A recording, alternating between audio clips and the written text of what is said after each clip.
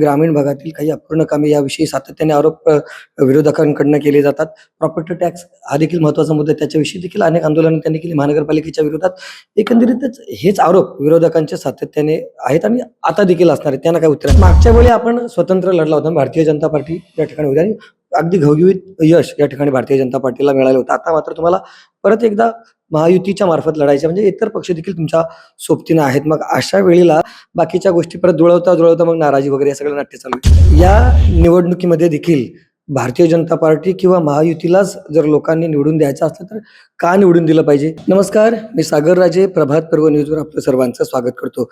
पनवेल महानगरपालिकेच्या निवडणुकीच्या पार्श्वभूमीवर आमदार प्रशांत ठाकूर साहेब यांच्याशी आपण संवाद साधणार आहोत. साहेब, स्वागत आहे आपलं प्रभात पर्व न्यूजमध्ये. नमस्कार. पनवेल महानगरपालिकेच्या निवडणुका बस अगदी जवळ आलेल्या आहेत आणि या पार्श्वभूमीवर जर म्हणायचं झालं तर सातत्याने महायुती विकासाच्या मुद्द्यावर या ठिकाणी बोलत आहे. विकासाच्या मुद्द्यावर बोलत असताना सामान्य जनतेमध्ये कोणता बदल या ठिकाणी जाणवत आहे आपल्याला असं वाटतं? कोणत्या अशा महत्त्वाच्या गोष्टी आहेत की ज्याने आपण सांगू शकाल की हा पनवेल महानगरपालिकेमध्ये विकास होत आहे? पनवेल महापालिकेची स्थापना सागरजी 2016 साली झाली.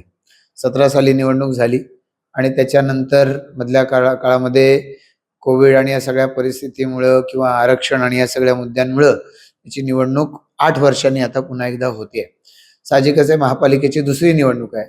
पहिल्या निवडणुकीमध्ये जेव्हा लोकांच्या पुढे आम्ही भारतीय जनता पार्टी म्हणून गेलो होतो, भारतीय जनता पार्टी म्हणून गेल्यानंतर आम्हाला त्यावेळेला ही महापालिका बनवण्याच्या पाठीमागची कारणं आणि महापालिका च्या माध्यमातून आम्ही लोकांना काय डिलिव्हर करू इच्छितो हे आम्हाला लोकांना सांगायचं होतं. जाहीरनामा, आमचा वचननामा घेऊन आम्ही लोकांच्या पुढे गेलो आणि मला आनंद आहे की त्याच्यापैकी अनेक गोष्टी आम्ही लोकांच्यासाठी करू शकलो. महापालिकेच्या भागाचे जर तुम्ही प्रामुख्यानं भाग करायचे झाले तर पनवेल नगरपालिका होती आधी, त्याची महापालिकेत समावेश झाला. सिडकोचा जो बराचसा विभाग होता की ज्याच्यात सिडको सर्व्हिसेस देत होती आणि ग्रामीण भाग, सगळाच भाग महापालिकेच्या हद्दीत आलाय. आपण बघू शकतो की खूप मोठ्या प्रमाणावरती सर्व क्षेत्रामध्ये पायाभूत सुविधांचा विकास करण्यामध्ये महापालिकेला यश मिळाले. भारतीय जनता पार्टीला मला यश मिळालेलं आहे.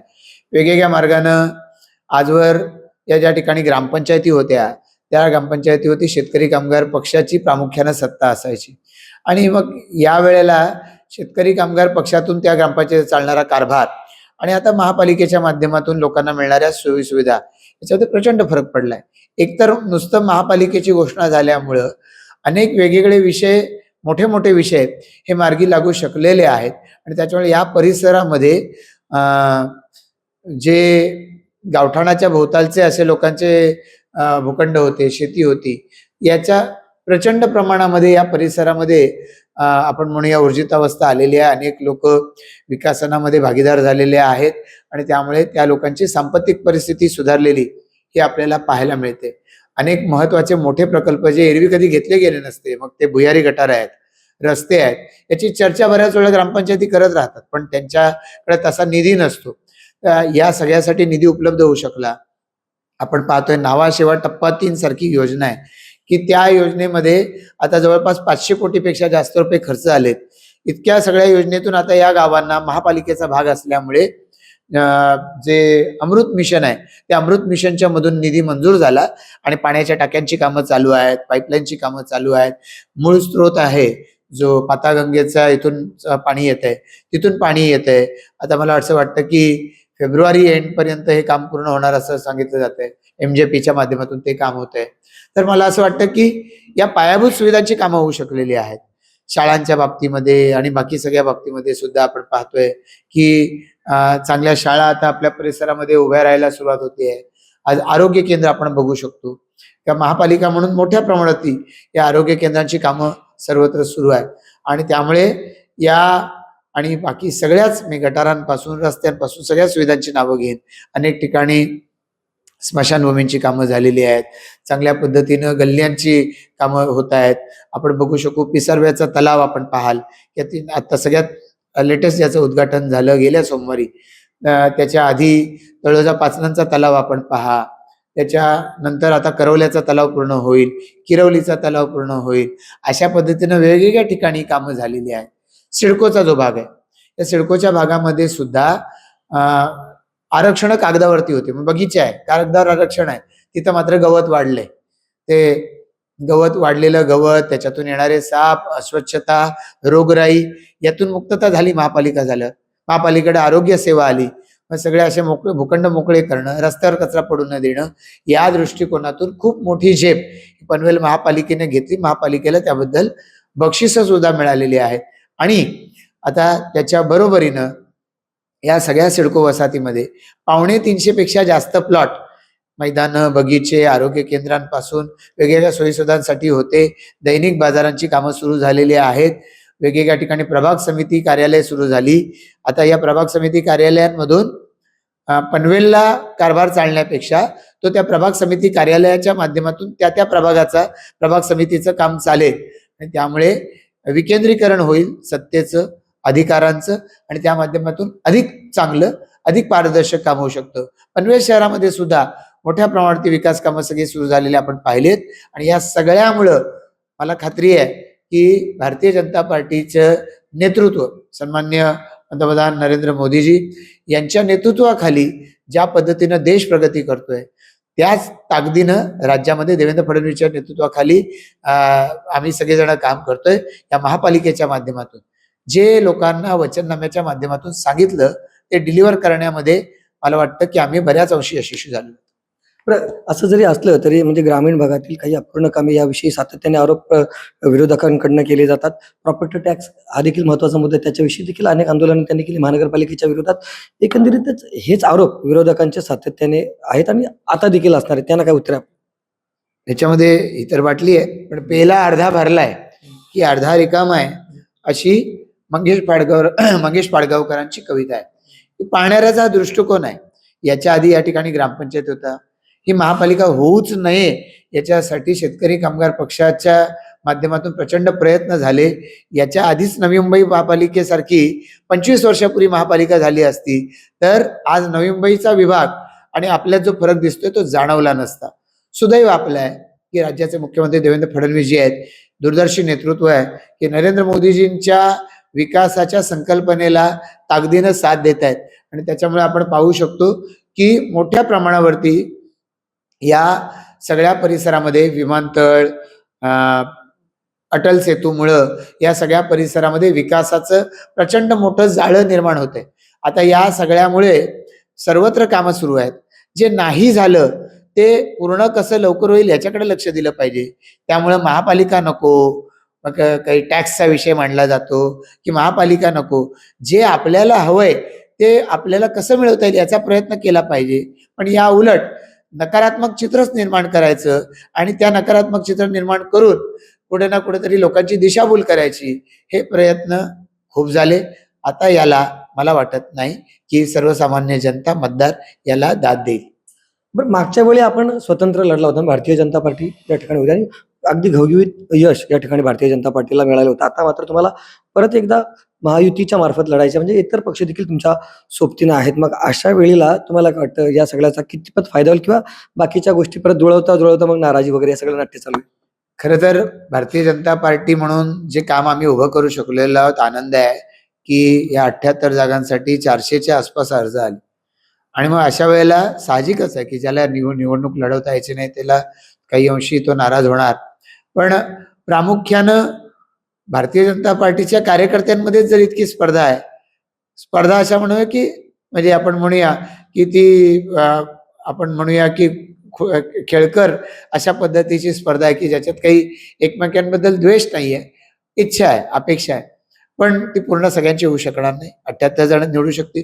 याच्यामध्येही वेगवेगळी आरक्षण असतात. महिलांसाठी राखीव आहे, अनुसूचित जाती जमाती ओबीसी यासाठी राखीव आहे. यामुळे साहजिक आहे सगळेजण निवडणूक लढवू शकत नाही. मग जर हे चित्र आमच्या पक्षाच्या आतमध्ये आहे तर सहकारी पक्ष म्हणून जर आज राज्यामध्ये शिवसेना आहे, राज्यामध्ये राष्ट्रवादी आहे आणि ते जर सोबत आले तर आमच्यावर जास्त अन्याय होईल मला वाटत नाही असं मानायचं काही कारण आहे. भाजपच्या निवडून आलेल्या जागा, भाजपची ताकद ज्या ठिकाणी आहे त्या जागा काही भाजप सोडणार नाहीये. आपल्याला समन्वयानं काय करता येईल याच्यावरच आम्ही चर्चा करतोय आणि मला वाटतंय की निश्चितपणाने याच्यातून मार्ग निघेल. आम्हाला काही तिढा निर्माण झालेला नाही, आमच्यामध्ये काही वाद प्रकोपास गेलेले नाहीत. आम्हाला खात्री आहे की याच्यातून मार्ग निघेल.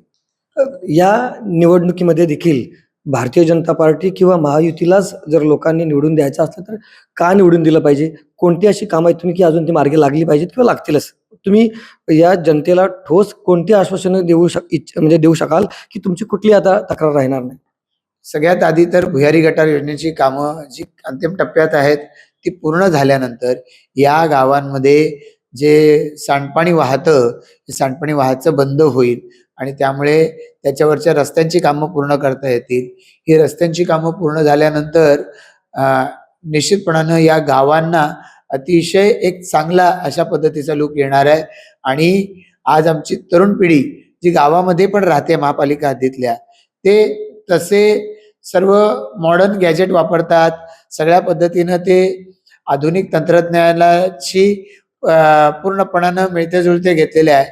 आता फक्त त्यांच्या गावांमधलं पायाभूत इन्फ्रास्ट्रक्चर हे राहिलं होतं. आम्ही महापालिका आणली, महापालिकेच्या मध्ये कामाला सुरुवात झाली. मला खात्री आहे ही सगळी कामं निश्चितपणानं पूर्ण होतील.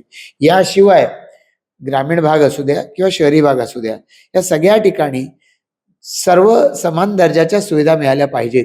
म्हणजे कचरा वेळच्या वेळी उचलला जाणं, या दृष्टिकोनातून आता त्या प्रभाग क्रमांक 1, 2, 3च्या परिसरामध्ये काही कचऱ्याचे ट्रीटमेंटचे काही प्रोजेक्ट चालू होणार आहेत त्याच्यामध्ये आणि या सगळ्याच्या माध्यमातून कुठलंही प्रदूषण न होता, दुर्गंधी न पसरता, कुणाच्याही खाजगी म्हणजे घरगुती किंवा व्यवसायाला त्रास न होता या कचऱ्याचा आम्ही निपटारा करणार आहोत. या व्यतिरिक्त जे बगीचे आहेत, मैदानं आहेत, यापासून सगळ्या पद्धतीची जी सार्वजनिक आरक्षण आहेत, ही सार्वजनिक आरक्षणं महापालिकेच्या मधून विकसित करायला सुरुवात झाली. दैनिक बाजार बांधले जात आहेत, ते सुद्धा पूर्ण होईल. माता बाल संगोपन केंद्र 300 खाटांचं आपण त्याचं भूमिपूजन केलंय, तेही पूर्ण होणार आहे.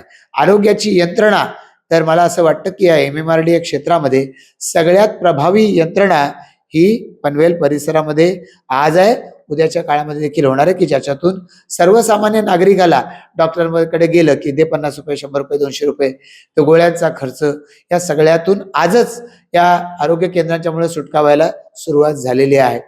अशा वेळेला आपण बघतोय की महापालिकांमध्ये सामाजिक भवनं उभी राहत आहे. दीपा पाटील साहेबांच्या नावाचं भवन हे खारघरमध्ये उभं राहत आहे. अहिल्यादेवी होळकरांच्या नावाचं भवन कळंबोलीमध्ये उभे राहत आहे.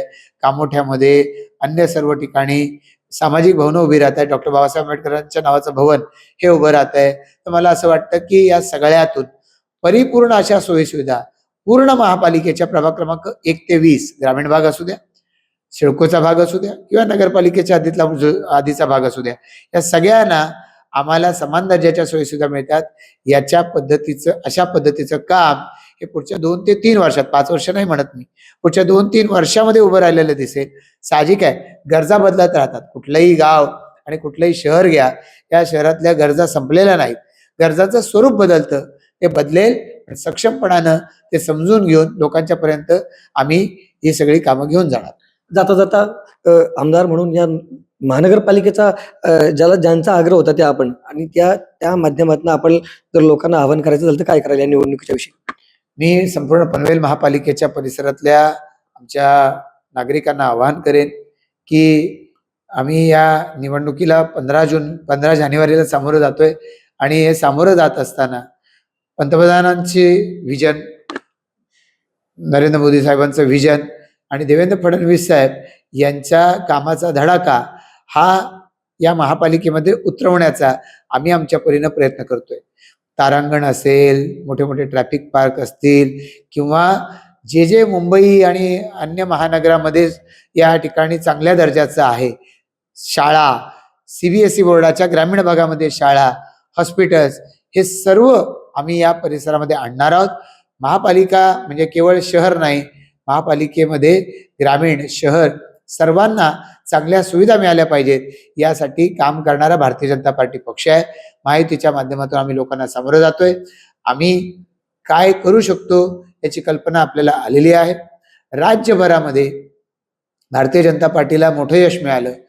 राज्यभरामध्ये नगरसेवक म्हणून भारतीय जनता पार्टीचे 50% नगरसेवक अख्ख्या राज्यामध्ये निवडून आले. 50% अन्य सर्व पक्ष आणि 50% भारतीय जनता पार्टी. इतका विश्वास राज्यातली जनता ठेवते. आपण 1 वर्षभरापूर्वी माझ्यावरती विश्वास ठेवलात, त्यामुळे मला खात्री आहे की याही निवडणुकीमध्ये आपल्याला आमच्या सेवेला दाद द्यायची संधी मिळते, ती निश्चितपणानं आम्हाला आपण द्याल अशी या निमित्तानं अपेक्षा व्यक्त करतो. आपल्याला सर्वांनाच या निवडणुकीच्या निमित्तानं रणधुमाळी सुरू होईल. वेगवेगळे पक्ष आपल्याकडे येतील. हे पक्ष आपापल्या परीनं नव्या नव्या भूलथापा आपल्याला देण्याचा प्रयत्न करतील, पण आम्ही डिलिव्हर करतो हे आम्ही यापूर्वी दाखवलंय, याही पुढे दाखवत राहू. हा विश्वास ठेवा आणि आपल्या माध्यमातून विनंती करतो की आम्हाला या ठिकाणी पुन्हा एकदा आपल्यासाठी काम करायची संधी द्या. धन्यवाद. ते होते आमदार प्रशांत ठाकूर साहेब. पनवेल महानगरपालिकेच्या निवडणुकीच्या पार्श्वभूमीवर आपण त्यांच्याशी संवाद साधलेला आहे. ही चर्चा तुम्हाला कशी वाटली त्याबाबतची तुमची प्रतिक्रिया अवश्य नोंदवा. व्हिडिओ जर्नलिस्ट यासिन खानसह सागर राजे, प्रभात पर्व न्यूज करता, पनवेल. धन्यवाद.